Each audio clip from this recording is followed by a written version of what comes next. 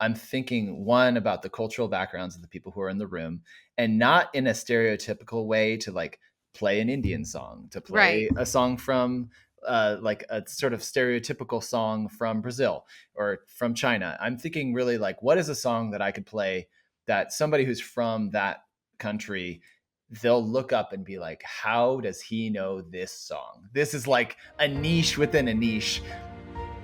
What if the key to transformation lies in shifting your perspective? Hi, I'm Dr. Payal Beri. Welcome to Reframing Perspectives. Every conversation here is about one thing: how empathy changes the way we lead, connect, and create impact. Each episode, we get to explore deep, authentic conversations designed to expand your mindset. Whether you're looking to transform your leadership, deepen your relationships within your circle, your community, and friends, or gain clarity in your own personal growth, each episode will inspire you to see things differently and take action. If you're ready to challenge your thinking and embrace transformation, you're in the right place. Let's dive in. Adam is such a unique and interesting, wonderful human. He's the founder of Late Nite Art, and it's a creative learning and development lab where essentially he brings together music and people and creative arts to just really connect us. I actually had the honor and privilege of being in one of his events in 2018. And honestly, it's never left me. And that's why I brought him onto this podcast, is because I wanted everyone to know what Adam is about and what he does. And he creates these environments where people truly feel seen and heard. And it does it in such a unique way where he combines art and music and meaningful questions and so much space for reflection. So when you hear this conversation, just really tune in to how you can use creativity to disrupt traditional workplace structures, to disrupt the way that we think about things, play in general, and how creativity and music, it creates a deeper sense of belonging. And it's just amazing. So I can't wait for you to listen to this. Hi, Adam. So excited to have you. I remember meeting you for the first time in 2018 at a leadership retreat thing that, honestly, I'm not going to name it, but it was like a bunch of boo hockey or whatever. But your thing, your activity, late night art, was the only thing that just felt so transformational. It's literally stayed with me ever since 2018. I think it was May 2018. And just talking to you, seeing what you do with late night art, the fact that it's like from that point to now, you've become a Harvard case study. Like, it's just incredible the work that you have done in this space. And I can't wait for everyone to hear about how you really take things like music and art and open up people, expand people in ways that they're just not even tapping into, because we're so used to being cerebral. We're so used to being in this science place, structure, methods, practical, pragmatic. And now you just unleash this whole other side to them. And it's absolutely beautiful. So welcome. And I'm just so happy to have you here. Thank you so much, Pyle. Good to see you. Yeah, and I'm glad to be able to jump into a conversation about reframing perspectives and seeing beyond the layers that we normally see. This is Yeah. a conversation I find myself in quite often. I mean, and how can you not, right? Like, everything that you do with late night art and just with the state of the world that we're in and just society, it's ever evolving. And so, Yes. we're in a position, and especially with technology, we're constantly in a position where we're having to really challenge our perspectives on what's happening. And but I believe, and this is where I think you really come in strong, is my personal belief is that you can't really allow yourself to reframe perspectives until you understand yourself well. Yeah. Because when you have a better understanding of yourself, then you're able to actually hold space for others without it becoming defensive or, it becoming about self consumption. So Absolutely. Absolutely. Yeah. I want to know for you, before we even dive into late night art, I want to know, what is it about music and art that just captured your heart? Yeah. Thank you. Um, I well, my mom like really was dedicated to like immerse me in the arts from a really young age, and since she didn't consider herself an artist, she really wanted to raise one. That's how she Ah, describes it. So I was lucky enough to be kind of like put in a lot of really interesting art programs, and even when I was like in preschool age, I was put in a unique program in Berkeley, California, where there were child psychologists that were actually having like us young people paint with our full body and be like painting massive kind of like murals on the wall with like buckets of paint covered in paint. And then they would actually like talk to our parents about like what personality styles and strengths and things were coming up in our artistic practice. So That's like incredible. from a pretty early age, I was in this like art therapy-esque like Yeah, it's like atmosphere. you were just like you were literally being like, "Here you go. This is your world." And I was now primed. I was you were primed early primed. on around like not art for art's sake, but how the creative arts can be a lens to look at the layers of someone's personality beyond what we can see. And so I also was so grateful and lucky to get put into a leadership program when I was a teenager that was really all about using different art forms to help young people from different backgrounds get to know each other on a deeper level, to connect across differences.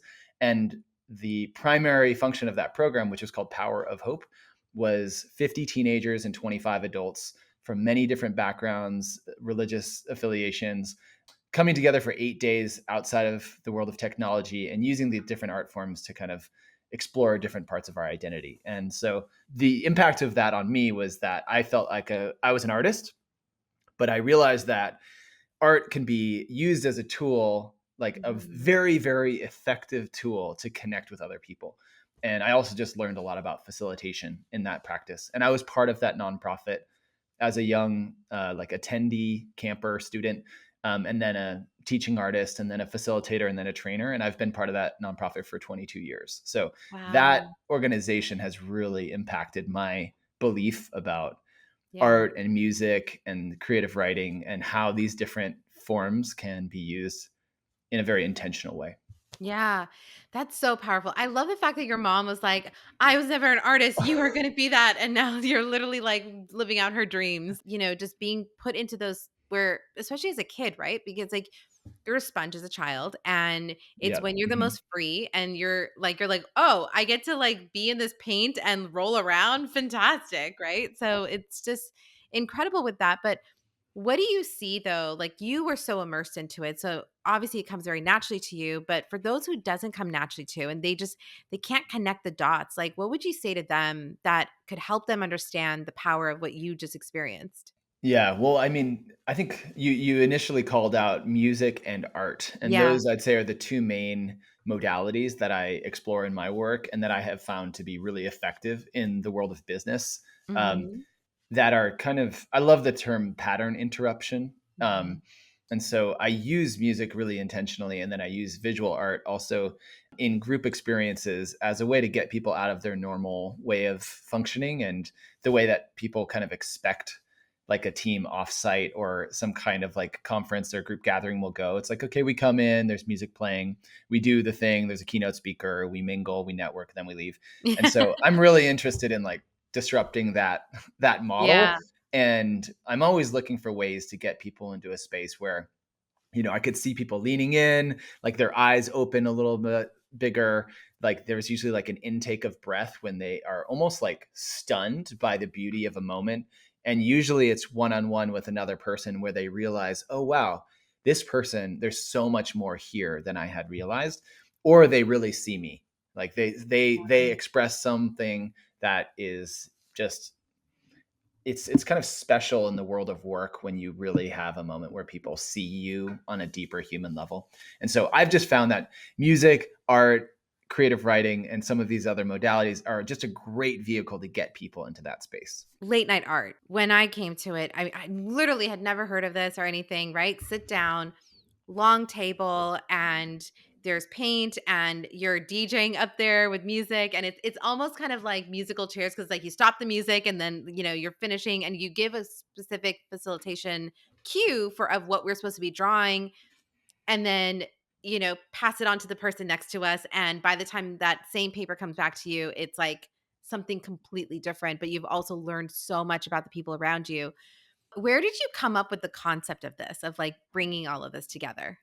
Yeah. Yeah. I mean, what I think also just to like color in the experience a little Yeah. bit more, when I met you, I remember it was a leadership conference and there was Yes. over 150 CEOs from over 60 countries.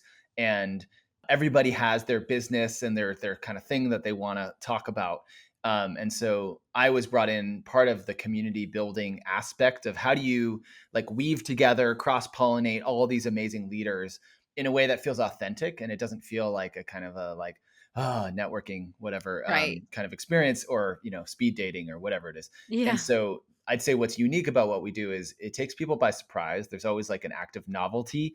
The music is really good, and I'm incorporating music from many different countries. So there were Yeah. people there from Nigeria, from India, from I remember from Afghanistan, Yeah. from South Africa, and I was really intentionally weaving in music from each of those places.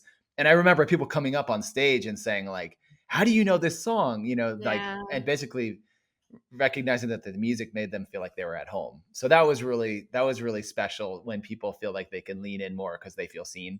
Yeah. Um, and then the art element is this out of the box way of getting people to talk about each other's dreams that they have, the challenges that they're facing, like their collaboration style, their relationship to letting go or taking control in situations. So it's really not about the art. The art is like the vehicle to help people connect on a much deeper level.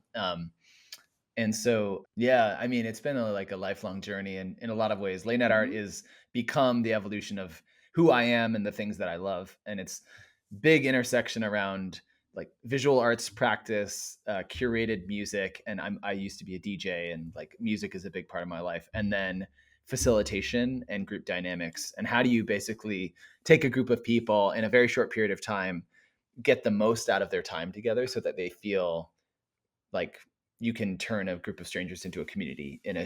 2 hours. And Yeah. so the origin of that part of it is just like my life path of following facilitation, being an artist and being a DJ, music curator, musician.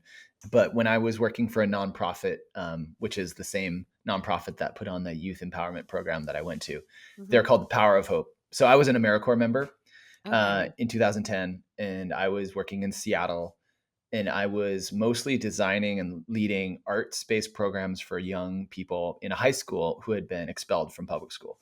So they were not interested in my class. They got there to get their GED. I was in this unique position that a lot of people end up in after college, where they're super charged up, Yeah. enthusiastic about service, about like, Yeah. working with young people in an empowering way. Because I'm not a traditional teacher, I was there to like use the arts to help them find direction and to kind of identify their strengths and to just like explore their creativity. And yet, you know, a lot of the young people in my class were like holding their middle finger up to me, like you like yelling at me, like there's a 50% attendance rate. It was just like it was a kind of like a very challenging situation, to put it lightly. And so Yeah. I was met with a lot of resistance. And the origin of late night art was basically me figuring out how do I engage this group of super disengaged teenagers in a way that captures their attention and like allows them to let go of their self-doubt and criticism and judgment of each other.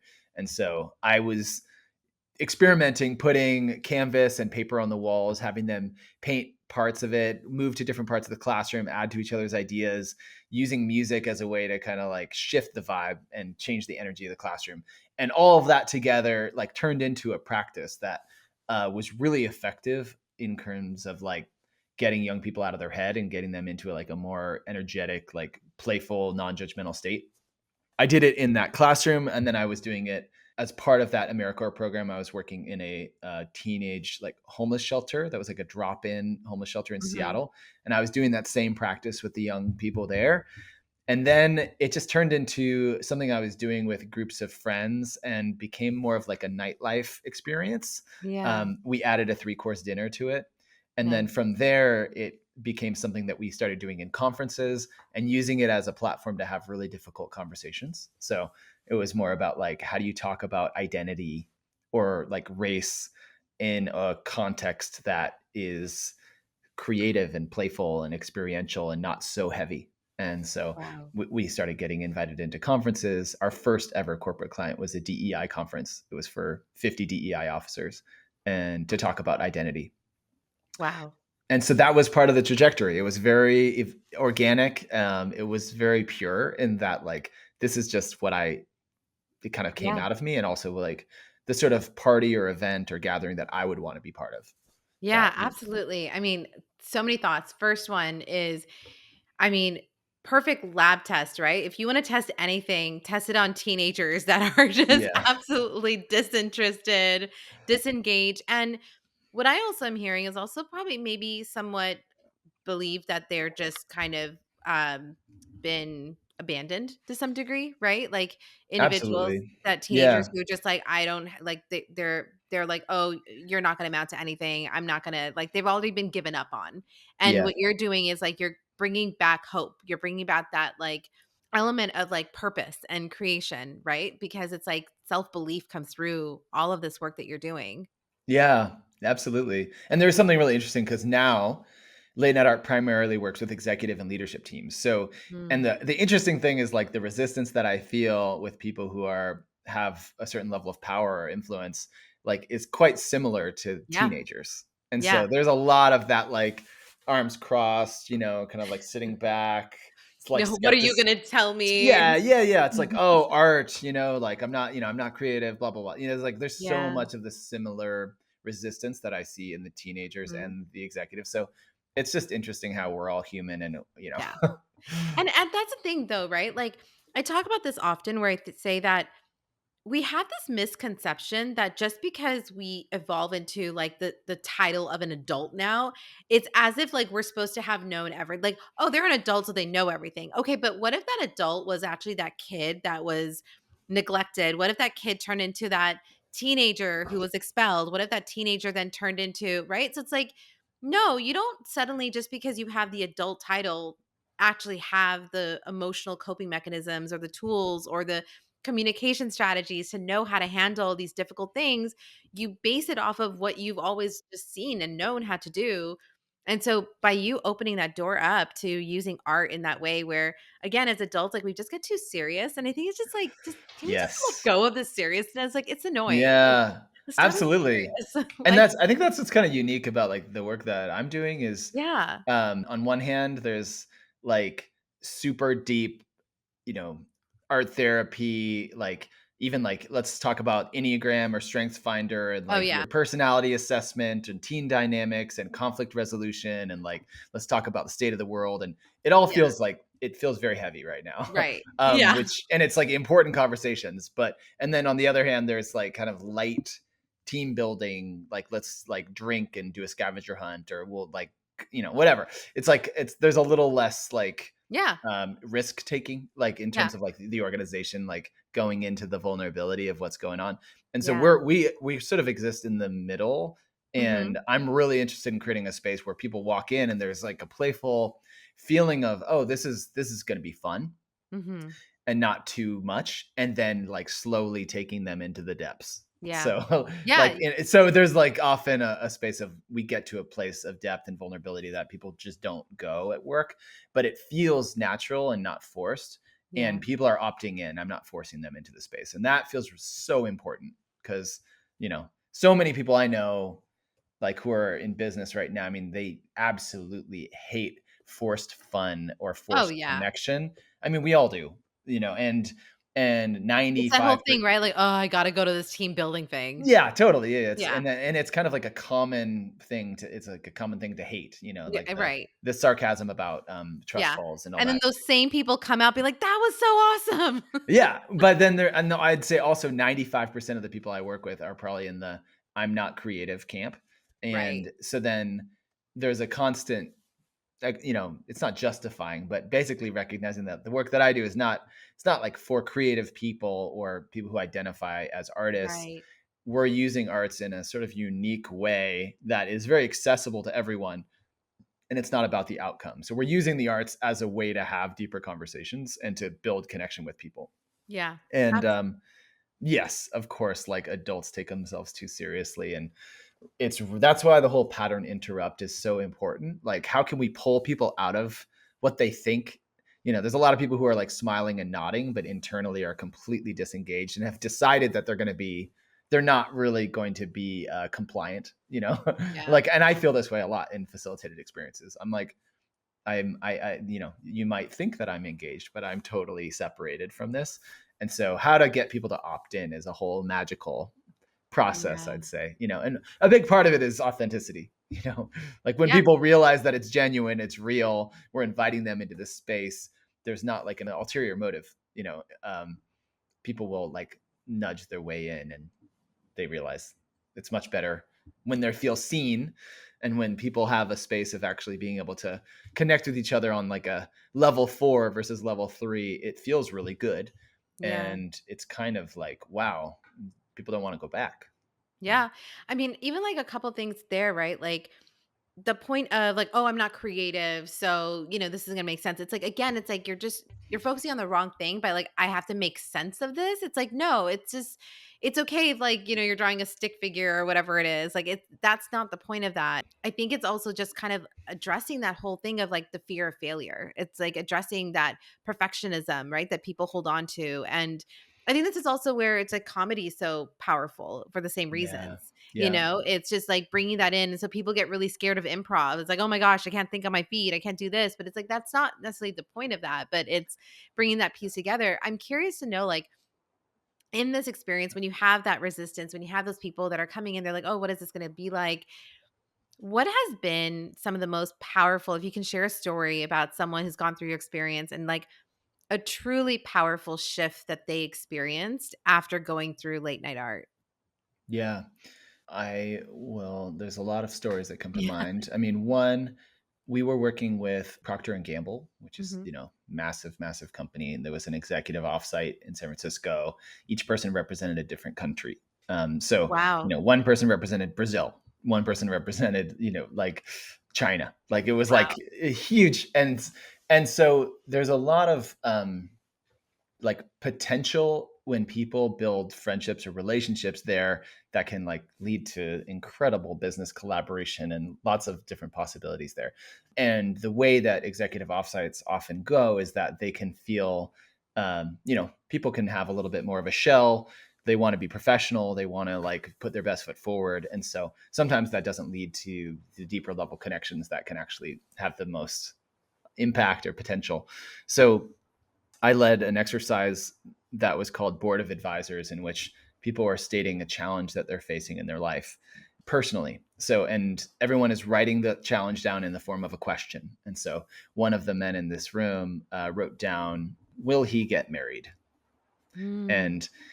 And everyone was answering each other's questions. And then when he actually came out and said what he was describing was that his son had Down syndrome, was 11 years old, and his other daughter was about to get married. And his son kept asking him and his wife, like, will he get married? Like, will Oh. he have a chance to get married? And his dad, him and his wife have been in this conversation of like, not sure. And Mhm. so people wrote all these different descriptions around his question, and someone wrote no, right? And they didn't know the context. And then when he described what was happening, this guy came up and said, like, now that I know, about your family, like, I just want to say I'm really sorry because I had no idea. And Mhm. I like wish to God that your son gets married, and then there's this Mm. beautiful moment between them. And then someone else just said, like hearing that, I just like I feel you, and I have so much empathy for you in your life. And there's tears in the room, that people start hugging each other. These these like very powerful leaders like drop to this like way Yeah. deeper level, and it has led to friendships and like new kind of openings in the way that they're working together. So that's just like one example that it kind of shows how a 90-minute or 2-hour experience can open the door for certain relationships to be built that can be Mhm. very, very long lasting and can lead to huge changes in a business context. Yeah, and what I'm really hearing through that is also just the context, right? Like what you're doing is also you're helping people to recognize that how easy it is to make judgment. And if we had more context, if we understood the story behind, the experience of the person, then like that could lead us to making different kind of decision making.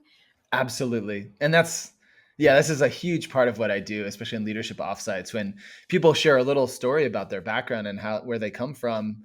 and how they have become who they are as a leader, it gives so much more context, and people start to realize like, wow, I often thought of you as like aggressive or like a go-getter, but in a way that kind of tramples other people's opinions. Yeah. But now I see how you are shaped, and I just like I get you more, and I have more like empathy and understanding for you, and have like a little bit more like lenience around, like even Wow. if it's like rough around the edges. And Yeah. so these kind of things have huge impact, especially for leaders who have 10,000 employees under them or something, like, and just like Yeah. the way they treat each other ripples down from a culture perspective. And so when we're working with people who are at the top of their organization and mid to large size companies, it has a huge impact. That's so amazing, right? Because these leaders then are making decisions going back to their teams, like you said, like leading 10,000 people, all that. And it just, I can't imagine that they leave this and go back to their work and not think about how they're now impacting the decisions of those that they're leading, or how they're showing up in even what they're like, again, like biases, assumptions, like breaking all of those. And, you mentioned that you worked with like one of your first was like doing 50 DEI leaders in a conference. And I'm so curious because these are people who are already very passionate about wanting to reshape the way that workplaces look, feel, Yep. and the equitable piece of that. And your work, again, the art and music and what you've combined it in is not just powerful for the internal person, but it's a society shaper.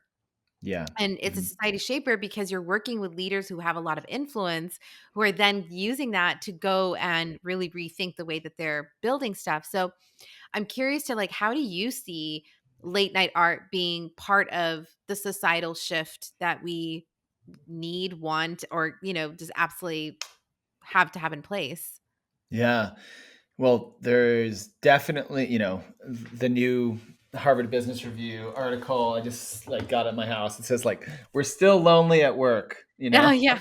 like it's time for companies to take a new approach to culture, right? It's like we've been lonely, we're still lonely, we've been disconnected, we're still very disconnected. COVID made it way worse.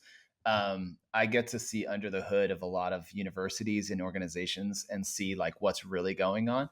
And yeah, there's a lot of people who are not doing well. And distributed work is great for flexibility and freedom, is not good for connection with your colleagues. So hopefully people have like a family or close Yeah. friends, because if you don't, like you're Yep. just at home every single day, like this is not gonna it's not going down well for a lot Sustaining. of people. Yeah. Yeah, so I'd say like part of where I see the doorway into helping our culture and the world become more connected and more creative and like more healthy has been, you know, our orientation is through these 90-minute to 2-hour experiences that I've found can really change the game. And generally it's creating an environment where people are able to like let go of the stereotypes, the generalizations, the stories that they have about their colleagues and the people inside of the room, and to see each other with fresh eyes, to have a new perspective. And what happens in that is that there's just more curiosity, there's a sense of like respect, there's new friendships that are formed, there's like a recognition that our first judgments of people are often wrong. Yeah. And it really just changes how people treat each other, like how they talk and how they listen and how they kind of receive each other. And so I think that's extremely important right now. Polarized worlds, Yeah. crazy division, Absolutely. I think that and like that piece that you're talking about, that loneliness piece and that connection is it's first taken on as like, "Oh, it's okay," and you don't even realize how it's like microwaves, like really eating at your health of your life, your yeah, happiness, your yeah, and your physical health. Like it really does. That sense yeah. of like needing to connect with people and be in community with. And so like when you're creating this, like, like when I think about the work that you do and having experienced it myself, and like literally, I'm not kidding when I say I still talk about it till today. It's like one of the Oh. only experiences that I could say that has just been it was transformative. Like, I remember I was going through something pretty, like, heavy Yeah, at the time, yeah. and being there, just being in that room and talking to people and the music going, it really did shift for me about how I was even managing or handling the things I was going through in my personal life. Yeah, So, yeah. and music has that, right? The beats of a music really touches different emotional like waves that you have. Absolutely. Yep. And so, like, when you're seeing that with leaders, or we're gonna bring that community and the society of like trying to disrupt loneliness, Yeah. to bring people in connection again together, and they're sitting there. What do you notice with the different types of music that you intentionally bring in to these spaces? How does like the different type of music that you use open people up in different ways? Yeah. I mean, initially started for me making mixtapes when I was like 11. And then, Yeah. for anyone who had a crush on, I always like made a mix CD. And then it was like me becoming a DJ and really thinking about music more intentionally. And then like over time, I started making mixes and designing playlists for organizations for their leadership development programs and for conferences, and thinking even more strategically about how a song affects a mood and how that mood can like support the learning moment. And so when I'm designing the music and the background for late night art events, I'm thinking one about the cultural backgrounds of the people who are in the room, and not in a stereotypical way to like play an Indian song, to Right. play a song from like a sort of stereotypical song from Brazil or from China. I'm thinking really like, what is a song that I could play that somebody who's from that country, they'll look up and be like, how does he know this song? This is like a niche within a niche. And that generally music can make people feel seen, and it can make people feel like they're more at home. And so that's part of it, is there's like an inclusivity part of the playlist. But then it's also, I almost always am playing music that people don't know. So there's a bit of a Mhm. like creating a textured backdrop behind the experience that has an emotional tone, but it's not like I'm not playing pop music, I'm not playing top 20s like. And generally even when people are like, we love Stevie Wonder, or like, we love X, I generally am like, I'm not, well, that's not the music that I choose. And so I'm really Mhm. interested in how music can be used as a tool for leadership development and for experiential learning. And most people, I'd say, when they think about music, it's kind of an afterthought. We just put on a playlist. Yeah. We put on jazz during dinner, or we put on hip hop in the morning because it's like energizing. But Yeah. I think when there's more like attunement to who the audience is and what's the music that's going to kind of help people lean in more. Yeah. Like, I personally like when the music is good, it enhances everything, and I just feel like more engaged in my body, I'm more excited, I'm more involved. It can like actually create buy-in for me really quickly. If the music's good, I'm like, I don't even know Yeah. what's happening, but I'm already like Yeah. happy that I'm here. And I if the mean, there's music's bad before the program even starts, I'm already like disengaged, and I'm mood is kind of like off. I'm just like, I don't like it here. I don't Yeah. even know what's happening. So No, but it's so I'm true. yeah, I'm dramatic in that way, but I think a lot of people feel that way. It's like, and they're not even aware of why do they feel engaged and excited versus like disengaged, closed off, and already skeptical. And I so, think there's so much power that like I watch a lot of master classes, and like I think there was a master class on empathy actually. yeah, It was a series of different people who were doing it, and Pharrell Williams was one of them, and he was talking about empathy in music, and he was talking about it from, for example, the song Happy. And you can't help it. You put that song on, you cannot help it. You will become happy. Like it puts something through your body. And I will say, like, I think for me as well, like being a choreographer in, my past lives and stuff, like it just, anytime I hear a beat, I immediately start choreographing. I immediately in my brain, I'm just thinking about the movement that goes with it. But yeah, even now, my playlist, like I do have, it's very curated to being like, what mood am I in and what do I need to like feel or sense? But also sometimes I challenge that. Like if I challenge the part of like, oh, I feel like listening to moody music, it's like, no, maybe because I'm that, I actually need to listen to something a little differently that's going to challenge the way that I'm thinking, because that music is only enabling the same emotional response that I'm having right now. And by changing the way that I'm listening to, like forcing myself to listen to jazz music, upbeat jazz or classic jazz or whatever it is. Or sometimes I love going back into like Frank Sinatra times. Like I love that kind of music. And I'll listen to that even if I'm like, ugh, like maybe I should just play on an R&B song, but it forces me to shift the way that I then am acting in my day. And I think that then changes the way then that I then do my work and how I then talk to people, like, and then how I want Yeah. to pick up the phone suddenly. Before I was like, I want to be in this like moody, dismorse place and just like listen to music and question my life.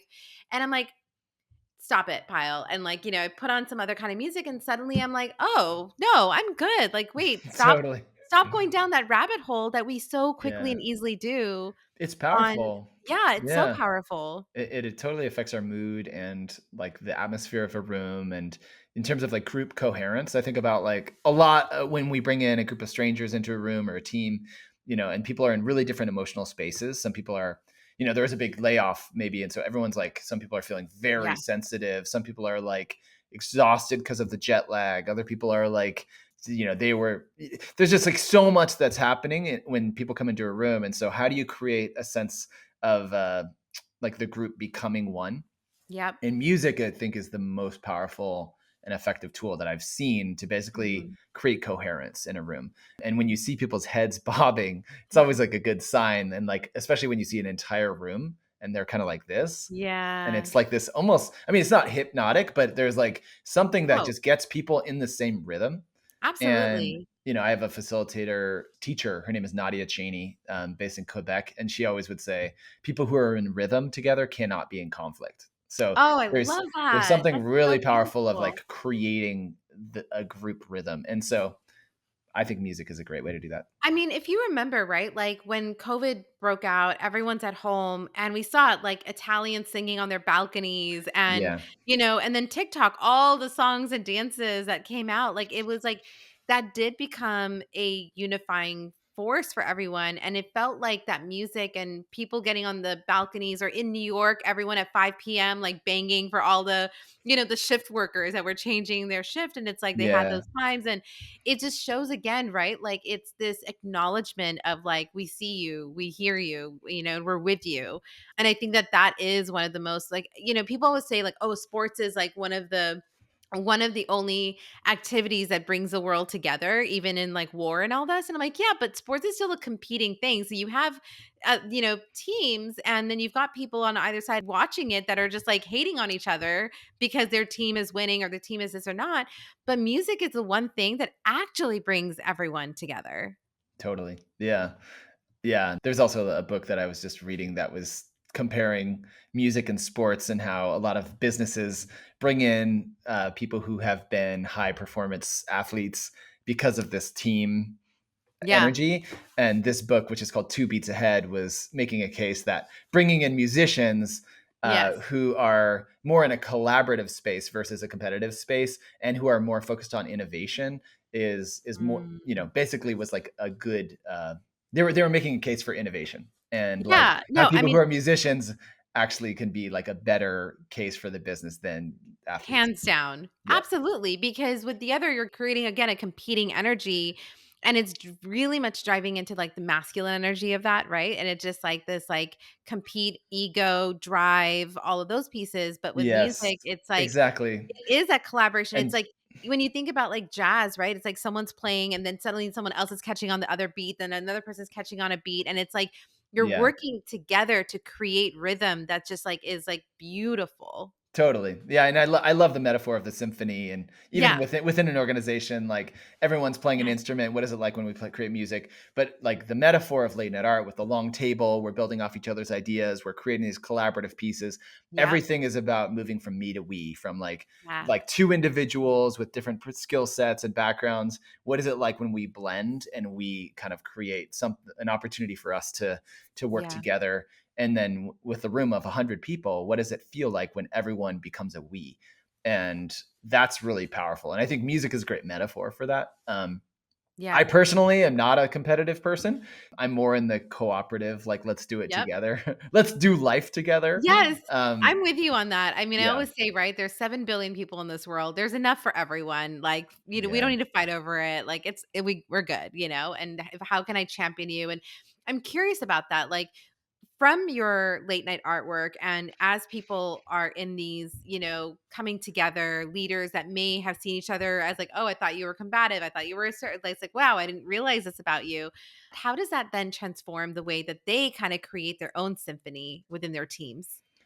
Yeah. Well, I think it's a lot of what I do is about cross cross-functional Mm, collaboration. yep. So most of the late night art events I lead are offsites for multiple teams, and Mhm. each one can be siloed. And so when people from engineering and HR get together and they both feel like what they do is more important, and then they see each other as human beings, and then there's this like, oh wow, I kind of understand you better, and I am opening up my world into like what you actually do in the company. Like it just changes the perspective of like, we're more important versus like I see how everyone in this company is working to create Yeah. this, like, like we're Yeah. all musicians, we're creating this song together, or I we're could creating. see your work with late night art and the team building that you do. I feel like it could be so powerful with when we think about integrative medicine and Yeah. we think about, right, holistic medicine, functional medicine. We look at like the way people are healing. Like I think it could be such a powerful tool for doctors to be honest to go through and recognizing because otherwise, I mean, Yeah. I bring this up a lot because it's like as someone with chronic health stuff. Like it's like you go to Yeah. an endocrinologist, they tell you to go to a GI, then they tell you to go here. And it's like no one's talking to each other and they're all Oof. giving you like a Yeah. diagnosis based off of what they only know. I think Mhm. your work could be really powerful in the health sector.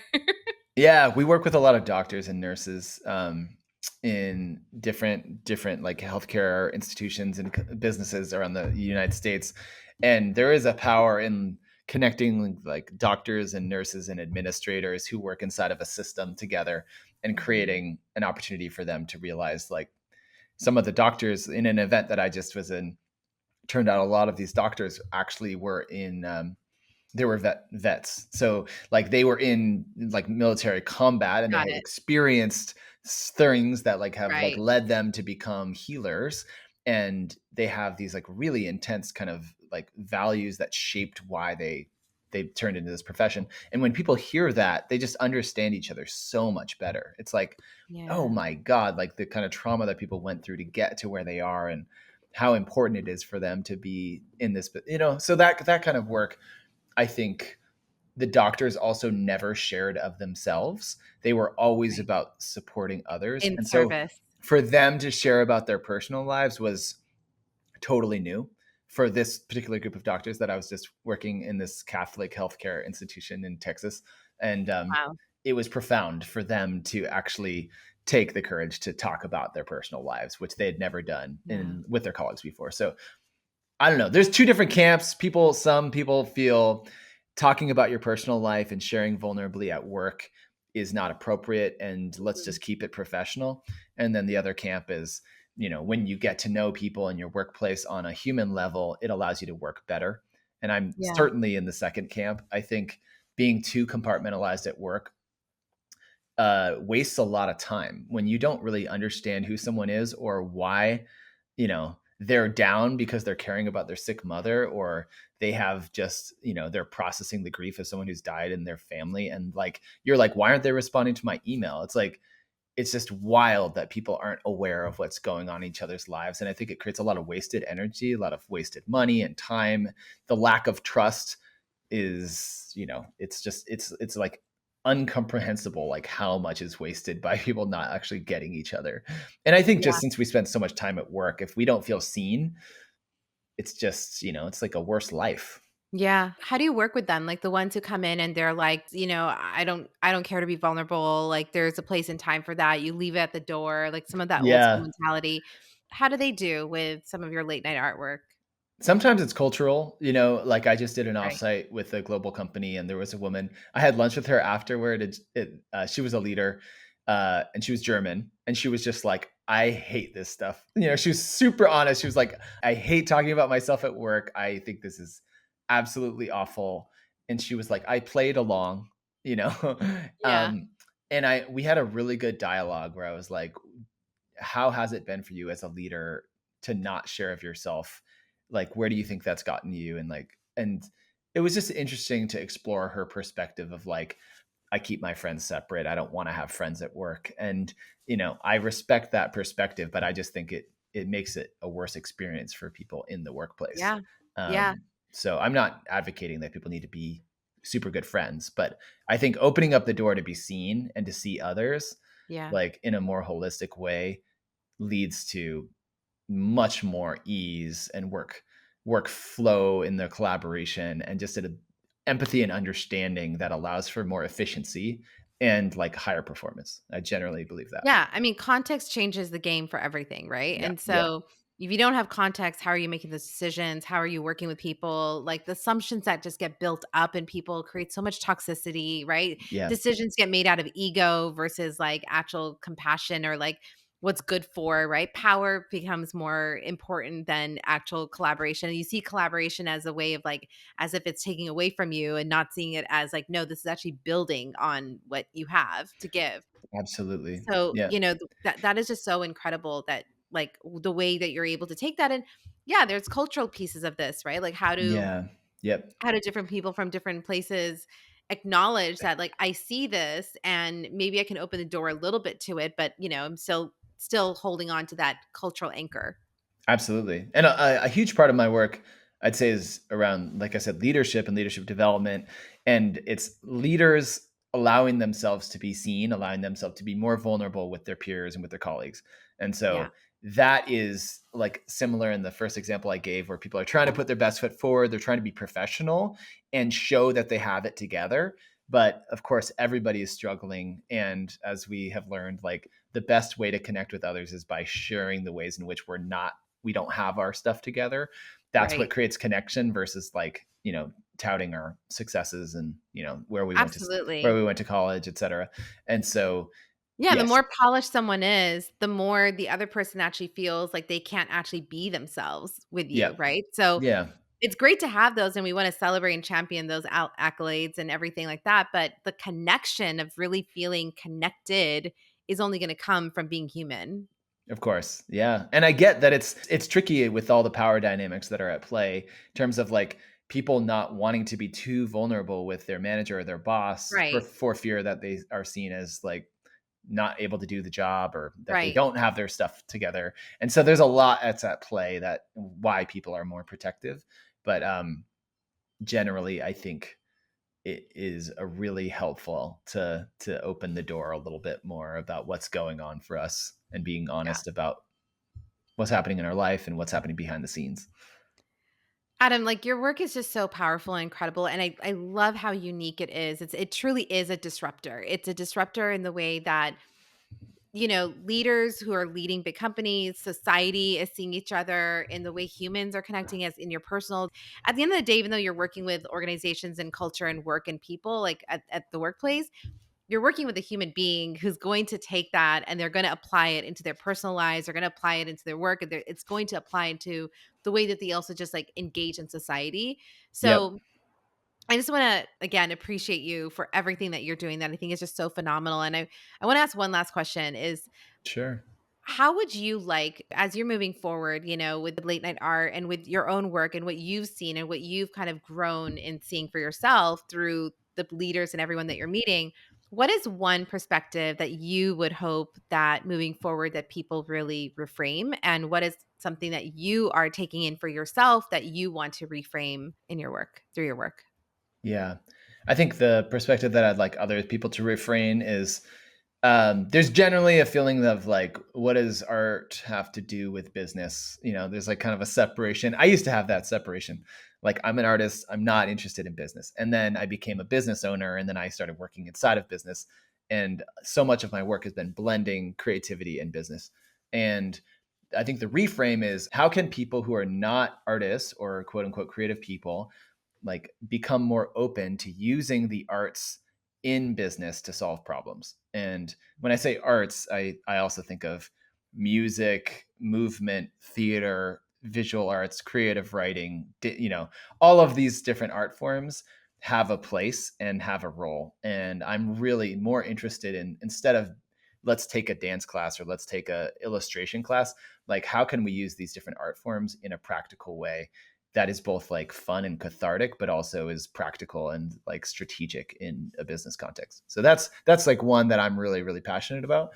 And then for myself personally, the reframe I'd say is, there is like an irony, and maybe this is just like the we teach what we need to learn kind of concept of like, me being an only child and then, feeling lonely and always wanting more Mm. connection than I have. And then I become a community builder and all my work is about addressing loneliness. And like, it's like this interesting, Oh, like, full cycle. of course it's like this. Right. And so I'm in my own process right now. I just got out of a 3-day course around interpersonal dynamics at the Stanford Graduate School of Business. I got out yesterday, Wow. and it is so much about helping me be more known. And Mm. even though I am all about connection, there's ways in which I don't fully share or show myself.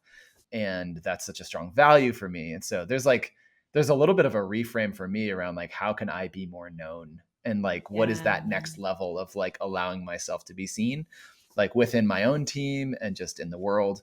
And there's a kind of a like another layer of armor to come down that I'm in that process. It's So, the onion peeling back. yep, yep, yep.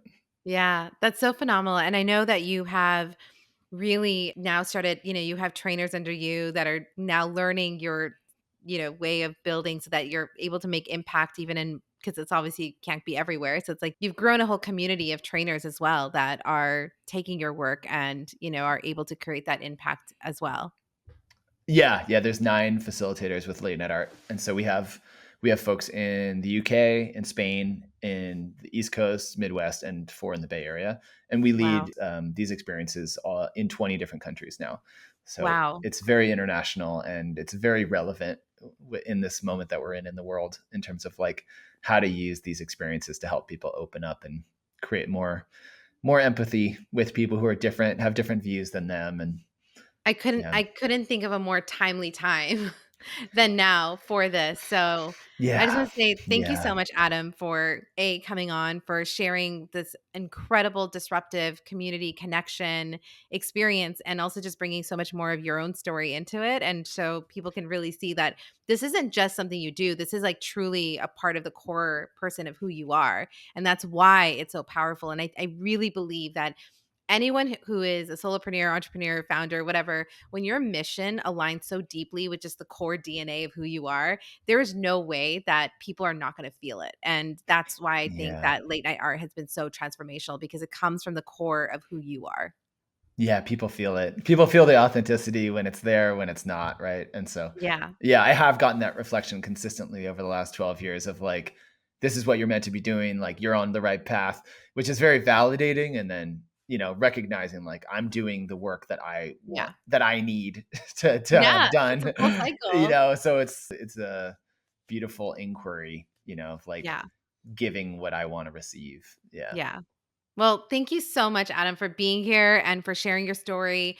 Everyone, they're going to have the links in this episode. So they're going to be able to connect with you on LinkedIn, on through your website, through, in every which way so that, they make sure that, again, if you are listening to this and you are a leader and you're trying to find a way to like get your community to like see each other, your teams to understand each other, like you would be remiss if you did not, see the work of Adam through late night art. So thank you so much again. Awesome. Thank you, Pyle. Great to talk to you. Good to see you too. Yeah, Happy to definitely. be able to have this conversation. I really hope that you enjoy this episode, and I just have one favor to ask you. If you could just make sure to hit that subscribe button, leave a rating and review, it's going to help us tremendously to make sure that we reach as many people as possible that you think should be listening to our episodes. I'll see you next week for another episode, and thank you so much for leaving that one review, that one subscription, and sharing this with your friends.